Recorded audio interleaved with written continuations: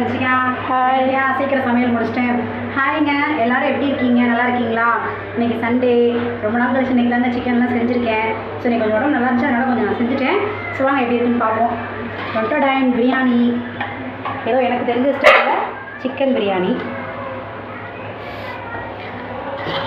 நல்லா வந்திருக்கு. பிடிக்கல கொள்ளலை, கொதிக்க இருக்குது. அடுத்து இதுக்கு ஊற்றிக்கிறதுக்கு சிக்கன் தண்ணி குழம்பு. அதனால் சிக்கன் தண்ணி குழம்பு அப்படின்னா எல்லாமே தேங்காய் மசாலா எல்லாம் போட்டு அரைச்சி வைக்கிறது தான். அப்படியே குக்கரில் 2 விசில் கொடுத்துட்டு அப்படியே அதோட தண்ணியை மட்டும் தனியாக மூண்டு எடுத்துட்டேன், கறியை தனியாக எடுத்துட்டேன். அந்த கறியை என்ன பண்ணிக்கோன்னு பார்ப்போம் வாங்க.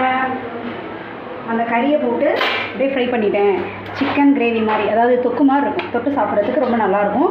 ஸோ அந்த தண்ணி குழம்பு, சிக்கன் கிரேவி, அப்புறம் முட்டை, அப்புறம் பிரியாணி இருந்தால் வெங்காய பச்சடி இல்லாமல் பிரியாணியா?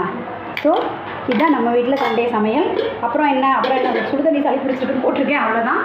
ஸோ இன்றைக்கி எங்கள் வீட்டில் மதியானம் சாப்பாடு தான். உங்கள் வீட்டில் தான் என்னன்னு சொல்லிட்டு சொல்லுங்கள். ஸோ அடுத்த வீடியோவில் பார்ப்போம். பாய்.